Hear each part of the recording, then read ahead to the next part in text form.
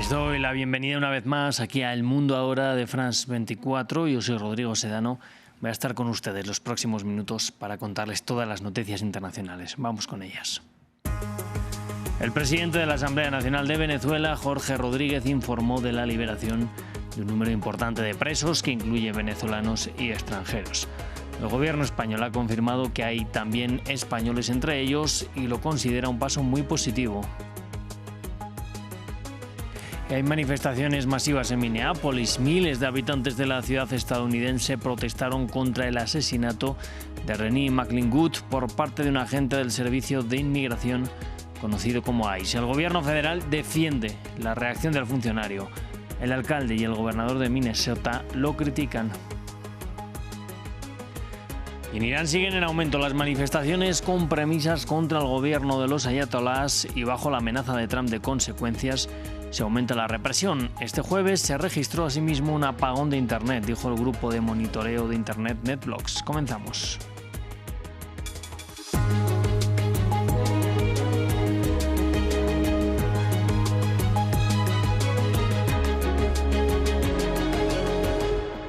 Abrimos el informativo con la mirada puesta en Venezuela después de que el presidente de la Asamblea Nacional, Jorge Rodríguez, informara que se iban a realizar liberaciones de un número importante de presos que incluye venezolanos y extranjeros. Se trata, dijo, de un gesto para consolidar la paz y la convivencia pacífica.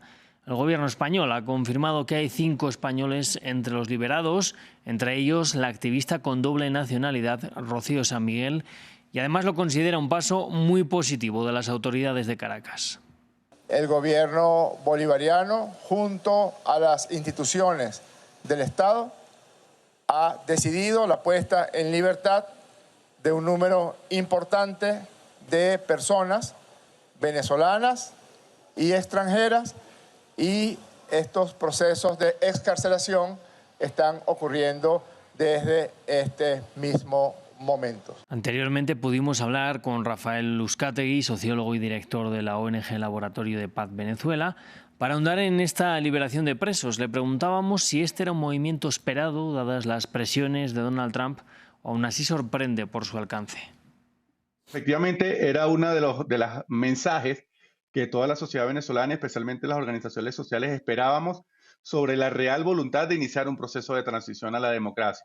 Era una exigencia que se venía realizando, era una demanda que las autoridades norteamericanas conocían desde hace mucho tiempo y sabíamos que ellos tenían voluntad de incluirlo dentro de esta agenda, de este marco, de este acuerdo de cooperación entre Estados Unidos y Venezuela. Así que extraoficialmente se ha dicho que esta cifra pudiera beneficiar entre 100 a 400 personas presas políticas en el país. No sería la totalidad, supuestamente. Y hasta ahora solamente tenemos conocimiento que han sido contactados familiares de presos políticos que se encuentran en el centro del Helicoide, que no es precisamente el centro de reclusión de privación de libertad que más tiene presos políticos en Venezuela, sino seguimos esperando que, por ejemplo, el penal de Tocorón, que se encuentra en el estado de Aragua, que es el que tiene más presos políticos, también se han contactado familiares para anunciarles que sus seres queridos van a estar en libertad. Así que podemos estar en presencia de un proceso de liberación por etapas. En este momento nadie todavía ha salido de la cárcel porque hay un proceso de papeleo que generalmente retrasa este tipo de liberaciones. Pero, por supuesto, estamos muy contentos que Rocío San Miguel, nuestra compañera defensora de derechos humanos, esté dentro de la lista de los españoles que han sido beneficiados con esta medida. Y Donald Trump y Gustavo Petro tuvieron el miércoles la que fue su primera llamada telefónica desde que son mandatarios. Una llamada que sirvió para acercar posturas y rebajar la tensión de los últimos meses entre los mandatarios, que cristalizó en amenazas a Petro y Colombia tras la captura de Nicolás Maduro en Venezuela. Ahora Trump señaló que están arreglando un viaje de su homólogo colombiano a Washington. La canciller colombiana, Rosa Villavicencio, dijo también que espera concretar con Marco Rubio la fecha de esa visita. Con la nueva presidenta del país vecino con Venezuela, el presidente ha hablado para invitarla a que venga al país, pues es necesario también restablecer ese diálogo en función de los intereses compartidos y comunes que tenemos como países y como pueblos hermanos. Seguimos en América Latina con noticias de Brasil. El presidente Luis Ignacio Lula da Silva vetó un proyecto de ley aprobado por el Congreso para reducir la condena a 27 años del exmandatario Jair Bolsonaro. El Congreso todavía puede reversar la decisión del presidente en beneficio de Bolsonaro, condenado, recordemos, por intentar un golpe de Estado en 2023, del que este jueves se cumple un nuevo aniversario. Nos lo cuenta desde Río de Janeiro Valeria Sacone. El presidente Lula ha vetado hoy integralmente la llamada Ley de la Dosimetría, una ley que intentaba reducir significativamente las condenas por los responsables del intento de golpe hace ahora 3 años, entre ellos el expresidente Jair Bolsonaro. Lula lo ha hecho en un acto simbólico de celebración por los 3 años de aquellos ataques a la Plaza de los Tres Poderes, cuya imagen hace hoy 3 años dieron la vuelta al mundo. Ahora esta ley vuelve a la Cámara de los Diputados y al Senado, que pueden derribar el veto presidencial. Si esto acontece, habrá una fuerte crisis institucional en Brasil y probablemente la intervención de nuevo del Tribunal Superior de Brasil, que podría vetar esta ley ya como máxima instancia de la justicia. Recordamos que con esta ley, si entrase en vigor, Bolsonaro, que fue condenado a 27 años y 3 meses de prisión por golpismo, podría responder en libertad después de poco más de 2 años de cárcel. Además, hoy la sociedad civil en varias ciudades de Brasil ha convocado varios actos para repudiar el golpismo y para defender la democracia, y también en el Tribunal Supremo hay un día de actos con una exposición y también debates y también la proyección de un documental. Recordamos que Bolsonaro está cumpliendo condena en la sede de la Policía Federal de Brasilia, que está enfermo, ha tenido que acudir varias veces al hospital, incluso para pequeñas operaciones, y que está cada vez más aislado y con menos apoyo de las calles. Y en Minneapolis continúan las protestas por la muerte de Renee McLean Good. La mujer fue disparada y asesinada por un agente del Servicio de Migración y Control de Aduanas, el ICE. El hecho, justificado por el gobierno federal, ha desencadenado manifestaciones en contra de las redadas de migrantes y de las acciones del ICE en la ciudad. La atención se centra ahora en la ampliación de los poderes de la agencia, y a continuación queremos hacer un repaso de lo que es el ICE y su función en la nación norteamericana. A veces son fáciles de identificar, ya que visten ropa de camuflaje de estilo militar. Otras veces los agentes del ICE se mueven por las calles con máscaras y ropa de civil. Su misión es identificar y expulsar a migrantes indocumentados de Estados Unidos. El Servicio de Inmigración y Control de Aduanas se creó tras los atentados del 11 de septiembre con el fin de reforzar la seguridad nacional y comenzó a funcionar en 2003. La agencia cuenta con unos 6.500 agentes de deportación, pero está buscando expandirse de forma agresiva, impulsada por la legislación aprobada el verano pasado, que proporciona $76.500 millones, de los cuales casi 30.000 millones se destinan a nuevo personal para acelerar el programa de deportaciones masivas del presidente Donald Trump. Sin embargo, la presión para contratar nuevos agentes rápidamente ha suscitado preocupación por los niveles de formación de los nuevos reclutas.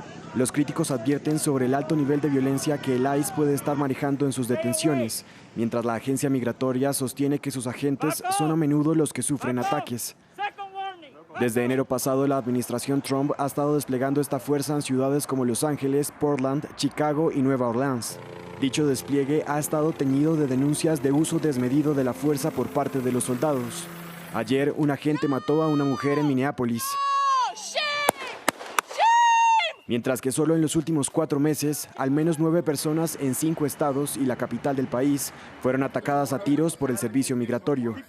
Y a medida de que crece el escrutinio por el fuego del ICE, la ley de la agencia es clara. Los agentes solo están autorizados a usar la fuerza letal si hay una creencia de que el sujeto en cuestión representa una amenaza inminente de muerte o lesiones corporales graves. Y las protestas en las calles de Irán siguen en aumento en la segunda semana de manifestaciones y bajo la amenaza de Trump de consecuencias se aumenta la represión. Los manifestantes han vuelto a llenar las calles de Teherán con premisas contra el gobierno de los ayatolás y este jueves se registró además un apagón de Internet, según dijo el grupo de monitoreo de Internet, NetBlocks. Y vamos al Líbano. El gobierno allí asegura haber tomado el control operativo del sur del país de una forma efectiva y tangible. Un requisito en el alto el fuego firmado por Israel y auspiciado por Estados Unidos, que implica el desarme de Hezbollah. En este sentido, Israel ha dicho que los esfuerzos están lejos de ser suficientes.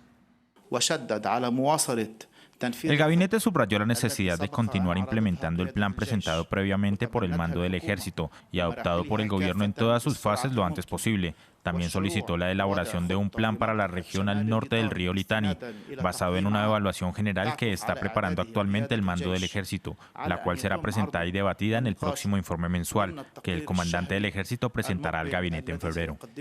Y las fuerzas oficiales de Siria bombardean una vez más Alepo, la ciudad más poblada del país. Además, han declarado un toque de queda sobre 6 distritos de la ciudad, incluidos 2 controlados por los kurdos. Es el tercer día consecutivo de combates entre el ejército y las fuerzas democráticas sirias, lideradas por las milicias kurdas del norte y del este del país. Tan solo hoy el gobierno habla de 9 civiles muertos, mientras las SDF cuentan otras al menos 8 víctimas.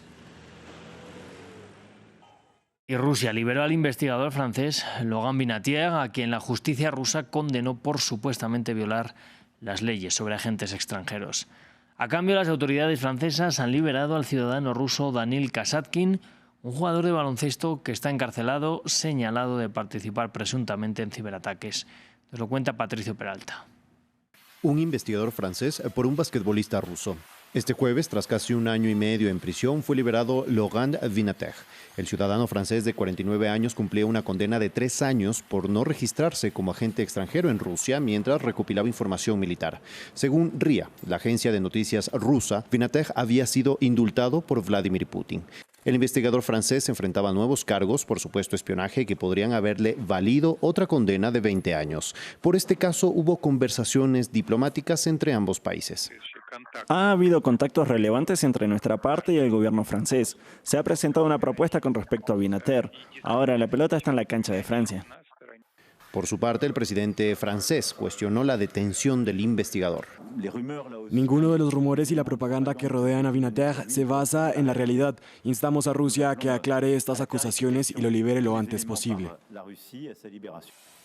La liberación del francés es parte de un intercambio. Francia liberó al jugador de baloncesto ruso, Danil Kasatkin, que fue detenido en junio pasado a petición de Estados Unidos por su presunta participación en ataques informáticos. El deportista ruso ya se encuentra en Moscú, mientras que el investigador francés también está de regreso a su casa. Este tipo de intercambios se han vuelto cada vez más comunes desde la guerra con Ucrania. En 2024, un gran número de periodistas y opositores detenidos fueron liberados de Rusia tras un acuerdo con Estados Unidos. Pues así nos vamos a despedir. Yo les invito a que sigan aquí con nosotros en France 24, que enseguida vamos a volver.